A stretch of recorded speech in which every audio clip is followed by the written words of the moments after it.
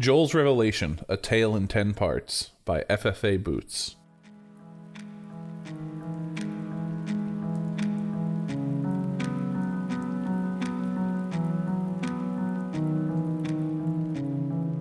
My dear, lovely wife Sarah had been taking guitar lessons for months, and I was pleasantly surprised by her ardor for the instrument.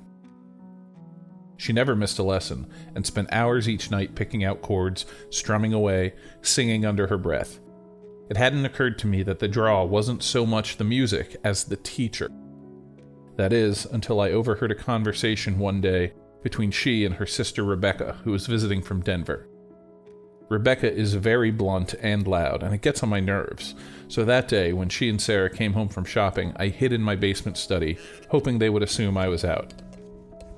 But after a few minutes, I heard the pop of a wine cork. Realizing it would be a long, boozy, giggly afternoon, I decided to sneak out to the garage without either of them hearing me. I tiptoed up the stairs and could overhear them chatting. "So, are you still taking guitar lessons with that sexy beast?" Rebecca asked. I stopped in my tracks. I'd met Sarah's teacher once, and he was an elephantine, red-bearded, barrel-chested guy named Zach. Surely that wasn't who they were talking about. That guy was so big he was like 3 of me tied together. Sarah giggled. "Oh yeah, I don't know if I'm getting any better, but he sure does make a good muse. I mean, I'd never do anything about it, of course," she trailed off wistfully. "Of course, but you can look, you're not dead," said Rebecca, and I heard them clink glasses in assent. "So," Rebecca continued with a sly edge to her voice, "how fat is he?"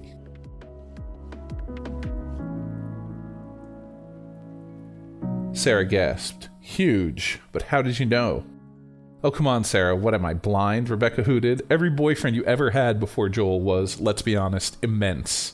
And remember that rugby guy I dated who gained 50 pounds in the off-season? You took that breakup harder than I did. You, little sister, are a chubby chaser." "Ugh, I hate that term," Sarah groaned. "It's so glib and stupid." Rebecca sipped her wine. "Didn't you tell me that Joel used to be fat at one time, before you met?" "Yeah, as a teenager. I had always hoped that part of him might, reassert itself. But leave it to me to marry the one ex-fatty who never backslides," Sarah muttered, and I heard her pour another glass of wine. Rebecca snorted with laughter. "No, leave it to you to marry a guy who looks like Cary Grant and treats you like a queen, and then bitch because he isn't fat enough for you." I know, Sarah said ruefully. "What do I have to complain about? He's wonderful. It's just that I've always liked a man with appetites."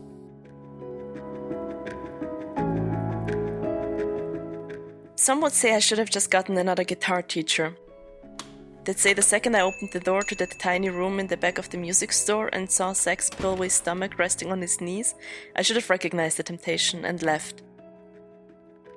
But instead I fell headlong into a serious crush. Maybe it was inevitable, because he looked nothing like my husband Joel, who was a tall, slim workout nut. Joel is disciplined, old-school handsome. He adores me, and we get along extremely well. I simply never brought up that he wasn't exactly my physical type, for fear of seeming shallow or belittling his strict diet and workout regimen. It seemed so important to him. My penance for his deception was the abundance of beautiful, huge men I encountered everywhere. At work, on the street, in church, while shopping. They'd stroll by, all rolling breasts and bellies and thighs, and I couldn't touch them. Maddening. So you can imagine what went through my head when I walked into that music school and saw Zach idly tuning a guitar that failed to hide his almost spherical torso. Although I knew it was wrong, I was absurdly attracted to him. I wanted him to drop his guitar, pin me against the wall with his weight, and kiss me. Once, after a particularly good lesson, he hugged me, and I wanted to sing into his cushiony embrace for hours.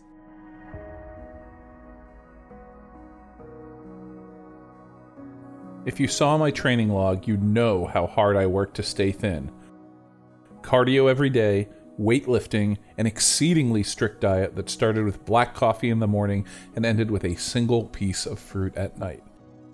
It was grueling, but it seemed like every voice around me said that if you were a formerly fat person, you had no choice. But that overheard conversation between Sarah and Rebecca haunted me for weeks. I took a long look at the woman I'd married, and suddenly, things started to click into place. Her internet search history, sprinkled with puzzling terms like SSBHM and belly play. The ponderous men she stared at when she thought I wasn't looking.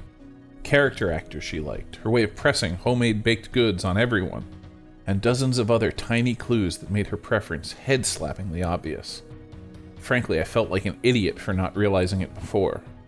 Every time she left the house to go to a guitar lesson, I noticed how her eyes sparkled, and I burned with jealousy. For a while, I considered asking her to switch teachers, but when I thought about it more, that wasn't the real issue. At some point, a split-screen vision appeared in my head.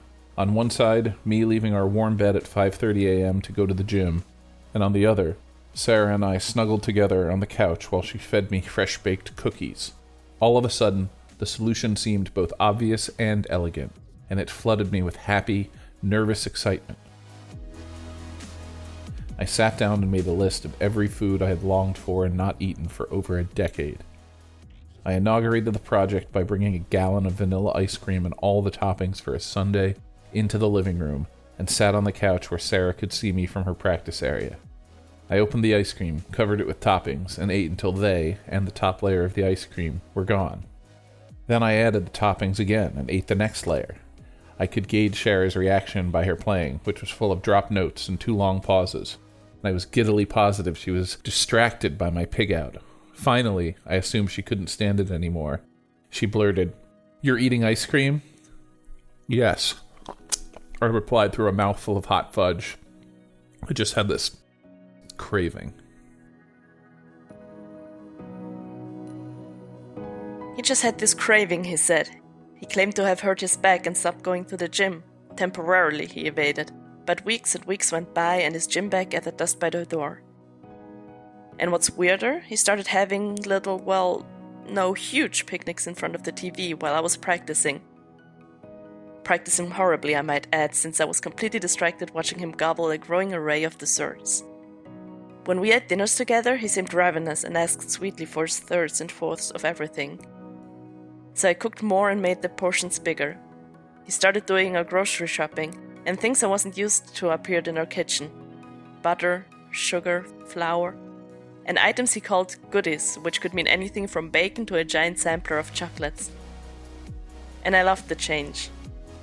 But I didn't say a word for fear that he'd get spooked and run back to steamed veggies and the treadmill. He was still relatively thin, but a telltale paunch started to form, and sometimes, as I watched him sleep, I'd look at his body to see if I could see him grow bigger. It's hard to tell when you see someone all the time. One day, after all this had been going on for a few months, my car started to have issues, so I borrowed Joel's SUV. I climbed in and smelled fast food, and realized the floor of the back seat was covered with empty wrappers from different burger, taco, and pizza joints. I opened the glove compartment and a waterfall of chocolate bars fell out, along with a notebook labeled training log. Out of curiosity, I opened it to the most recent entry, assuming it would be from when he was still working out. But my jaw dropped. His last entry was from the previous day. A list of foods that would make a glutton blush, plus calorie counts, plus his current weight, 203. I flipped backwards and there were measurements, weights, progress pictures. He had put on about 50 pounds in the past few months, a number that made my stomach flip. He seemed to be purposely gaining weight. For me? My heart thudded in my chest and my pussy grew wet. I replaced everything in the glove compartment, unbuttoned my jeans, slid one hand into my panties, and rubbed my clit while thinking of Joel's potential. How big it could be in a year. 2 years? 5 years? I'd seen pictures of him from high school, so I knew he could eat.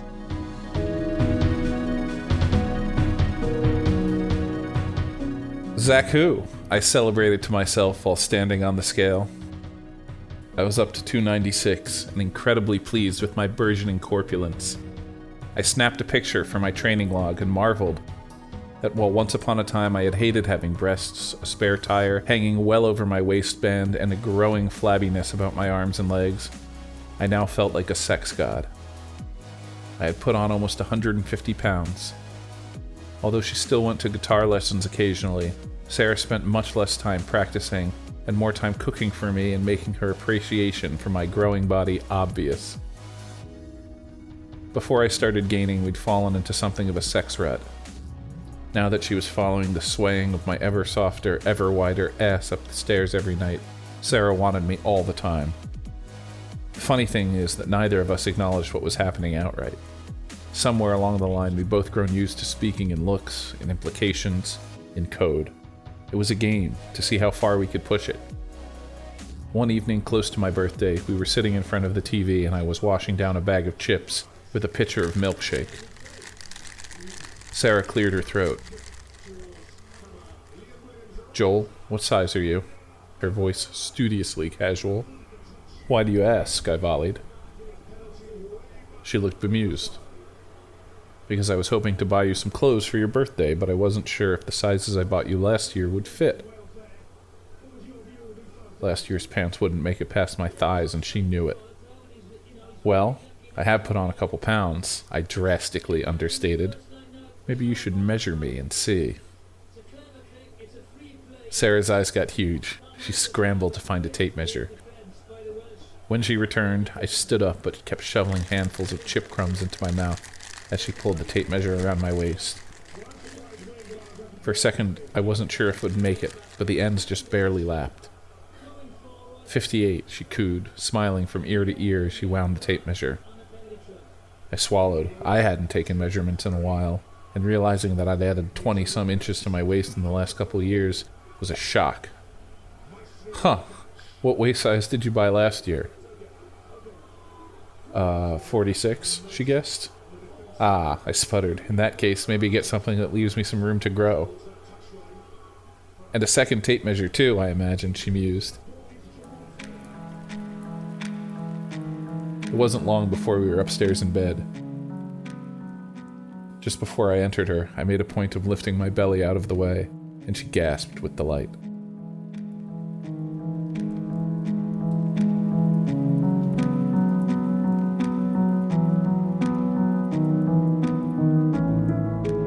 One Christmas, a couple years after Joel started gaining, we flew to Denver to visit my sister Rebecca, her husband Phil, and my nieces for a few days. Rebecca hadn't seen Joel since he was still thin, and I was dying to hear what she'd say when she opened the door Christmas Eve and saw him, pushing 350 pounds and gloriously rotund. But other than a quick look of surprise, her reaction was pretty muted. Little did I know she was saving it up for when we were alone. After Christmas dinner, Rebecca was washing dishes and I was drying. We worked in silence until she grinned and teasingly said, "Oh, P.S., have I mentioned that I hate you?" I guffawed. "What?" I said, mock innocent. How is your life so charmed? You got the good hair, good skin, great job, and the only fly in the ointment was that your super handsome, sweet husband was too fit." "Poor you," she mimed, playing the world's smallest violin, and I collapsed into a fit of giggles. "And then you show up this year and he's fat enough to play Santa without any padding? You know he ate so much at dinner that I have no leftovers? Also, that sweater we bought him is about a zillion sizes too small." She flicked dishwater at me, pretend annoyed. I blushed and ducked my head. "Sorry." She pursed her lips and looked at me. "So, I mean, it's not my thing, but are you happy?" Deliriously, I gushed. I honestly can't keep my hands off him. "So I noticed," she yelled. "That guest bed you're sleeping on is very squeaky. I had to tell the girls some outrageous lie that you two were wrapping presents when they asked about all the noise." I clapped a hand to my mouth as the previous night flashed through my mind. I'd gotten so turned on by watching Joel finish off cookies and eggnog that I pounced on him, riding his cock vigorously as he begged me to be gentle with his very big, very full belly. The squeaky bed hadn't even occurred to me. "Becca, I'm so sorry. Why didn't you ever tell me about the bed before?" A furtive smile crossed her face. "Well, Sarah, you weren't such a crazed animal before. It wasn't an issue." She took the dish towel out of my hands. "Now I feel like a bad host. Go have fun. I'll get the girls to watch a movie and turn it up real loud." She might have been kidding, but I wasn't about to turn down that offer. Later, as Joel skillfully fingered me while I kneaded his blubbery belly with one hand, I bit my lips to keep from squealing with joy.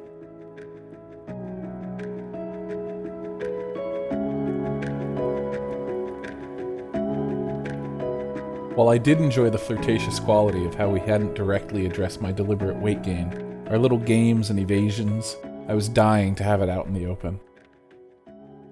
I wanted to know when she put 2 and 2 together, and wanted to be free to brag to her about exactly how big I'd gotten. And then, like magic, the opportunity presented itself. One night we were discussing what to have for dinner. I have a craving for tacos, I mused. You just had tacos yesterday. You must have a thing about them this week, she said offhandedly, and a bell went off in my head. I'd snuck through the Taco Bell drive-thru while running errands and never told her about it. So how did she know? I hadn't told anyone except... And then the clouds parted. Of course, the training log. No wonder she didn't ask more questions. That sly minx had all the information she wanted. God, how many times she must have paged through that little book when I wasn't around. The next morning I thought about it and lazed in bed while she took a shower.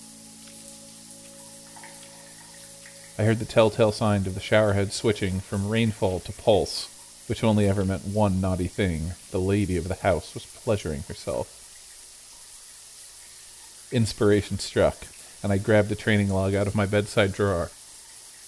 I ambled to the bathroom, opened the shower door, pressed my lips to her ear, and recited. Breakfast, 6 egg omelet with cheese, bacon, 3 bananas, pitcher of orange juice. Mid-morning snack, 5 donuts. Lunch, foot-long sub, family-sized bag of chips, 2 liters of soda. Afternoon snack, 1 pan of brownies with milk. Dinner, 2 steaks, 1 mixing bowl of mashed potatoes with gravy, 1 bottle of red wine. Dessert, 1 cheesecake. Her breathing was fast and shallow. The hand pointing the showerhead at her clitoris worked busily. Weight, I continued, 414 pounds. She threw her head back, and a high, sweet noise escaped her as she came. Eventually she exhaled, shook her head, and smiled broadly at me. Busted, she conceded. Get in here if there's room for you, she growled, grabbing one of my love handles.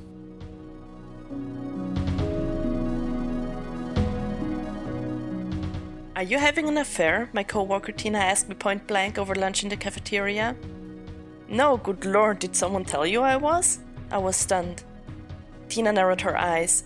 You float around the office humming all day, your skin's glowing and you're all short skirts and high heels like you want to impress someone. If it's not an affair, tell me what it is, cause I want some. I don't even recall what I said in response. I'm sure it was lame and unconvincing, but I took her point. I'd been in a lust fog for months. Especially since Joel and I had begun to talk openly about his weight gain and how it excited me. I'd had no idea what delights we were missing before. He had a story for me every day that pointed up how much bigger he was. Like trying to squeeze his vast bottom into a chair at the barber shop, or realizing his fat pants from a few months ago would no longer button or zip. For my part, I was thrilled to get to tell him every day how gorgeous he'd grown. I loved to sing the praises of his belly, which hung to mid-thigh as he rounded the corner of 500 pounds and kept packing on weight. He let me carry his training log around with me, because when I looked at his progress pictures and saw him inflate from an ordinary thin guy to a man so breathtakingly corpulent that people stared as he waddled down the street, I wanted him more than ever. I'm sure Circle of Friends didn't know what to think. They were too polite to mention that Joel had gotten so out of shape he could hardly walk from the car to someone's front door without being too winded to speak. Even when we were at the friend's house and Joel's chair splintered beneath him when he sat on it, the hostess simply mumbled, "Oh, these chairs are no good," discreetly, not mentioning that Joel weighed double their maximum capacity. The incident didn't faze Joel anyway. Once seated on something sturdier, he proceeded to eat more than the rest of us combined. And I loved that he would be such a pig in front of our friends. Sometimes, at those dinner parties, if we were on the less visible side of the table, He'd quietly unzip his pants, let his belly flow out, and place my hand on it to feel how full he was. On those nights, I'd make any excuse to leave just after dessert, because it was either that or say the hell with propriety and just do him under the dining room table. I ran into my old trainer at Starbucks. We'd always had a good relationship. He had also lost a lot of weight as a kid, and we used to bond over the difficulty of keeping it off, and how much it sucked to eat rabbit food all the time. Since I stopped working out with him, we'd exchanged some "hey, how are you" emails, and I alluded to gaining some weight, but I didn't exactly come out and say, yeah, I'm almost 550 pounds, and the only exercise I get is shoveling food in my mouth and getting tackled a couple times a day by my extremely amorous wife. So I was amazed he recognized me, but sure enough, I turned around with my extra-large mochaccino, and he exclaimed, "Joel?" "Trevor, how's it going?" I said uneasily. He looked like a P90X model, and of course I'd worn a shirt that was too small and clung to my rolls upon rolls of belly and back fat. I realized I had more than tripled in size since I saw him last. We both sat down at a table outside, and I was conscious of my ass substantially overflowing my chair. "Jesus, dude, I'd heard rumors you got big, but I had no idea." He shook his head. "What happened?" He and I had been close before, and I'd been dying to brag to another guy about all this, so out it came. You won't believe this, but my wife asked me to stop dieting and working out. Turns out she prefers me chubby. Trevor cocked an eyebrow. "Okay, whale-like," I conceded, laughing. His breath came out in a sharp burst. "You lucky bastard. I thought women like that were an urban legend, and you married one?" He shook his head. "God, I'm jealous." "And she lets you eat whatever you want?" Dude, I leaned into him as much as my bulk would allow. Not just that, she makes it for me. The other night, she made me something she called cake soup. You know what that is? A gallon of ice cream and a cake whipped together in a mixer until it's like, well, soup. Then she fed it to me, and then I sat back, put my hands behind my head, and let him draw his own conclusions about what delightful thing Sarah had done to me next.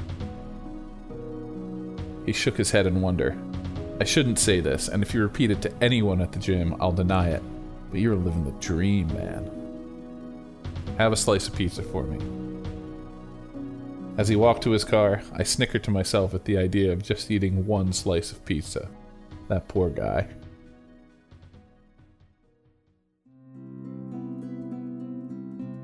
Towards the end of my most recent lesson, I strummed the last chord of Eleanor Rigby. Looked at the clock and realized I needed to get a couple of batches of cream puffs in the oven if I wanted to feed them to Joel before dinner. Which I very much did. "Zach, can we cut this a little short? I just realized I need to get home and get something in the oven." "Sure," Zach agreed, putting down his guitar. "Hey, did Joel tell you I saw him a few weeks ago at 7-Eleven? That had to have been a shock. Zach hadn't seen Joel in over 2 years, and at the time Joel had been a comparatively svelte 380 pounds. "Oh, he didn't mention it. I almost didn't recognize him. He's gotten..." Zach trailed off politely. I think humongous is the word you're looking for," I giggled. "Yeah, you might say he fell off his diet and never looked back." We had a weird conversation though, Zach's brow furrowed. You know, there was the usual, "Hey, how's it going? Nice weather, blah blah." And then he asked me how much I weigh. Oh, I froze. I hardly ever tell anyone, but I figured he wasn't exactly in a position to be judgy, no offense. So I told him. He dropped his voice. 440, you know? And then he kinda chuckled and said, "Well, I guess I win." And he left. What was that about? I smiled and shook my head.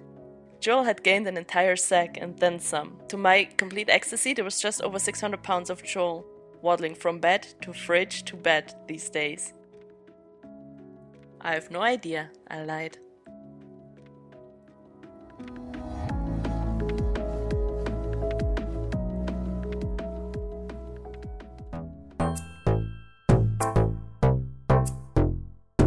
I'm hungry. I'm so hungry. Yeah, I'm hungry. We also wanted to take this time to thank Butterfly Blob, our Patreon backer, for supporting this episode. If you guys want to support us as well and maybe make some more elaborate projects happening, you're welcome to do so on our Patreon page. It's patreon.com/h4m, but all the links, as always, are in the description. Other than that, if you want to get in touch with us, you can find me as Tenderloving Cares on Phoebe and on Fambrosia. You can find my Tumblr as tenderlovingcares.tumblr.com, where I post little updates. And you can always visit the website, which is hungrymagazine.com, where I have both the magazine and the previous podcast episodes online, so you can go check them out. And where can they find you, Pizza Wolf? Well, I'm mainly findable on Phoebe, or on Pizza Wolf on Phoebe. That's basically where I tend to limit most of my interaction with the internet feedism scene. So if you find me on Phoebe, just say hey. Okay, so hope you enjoyed this episode. Check out the playlist, and we'll see you next week. Bye! See you next week. Bye-bye.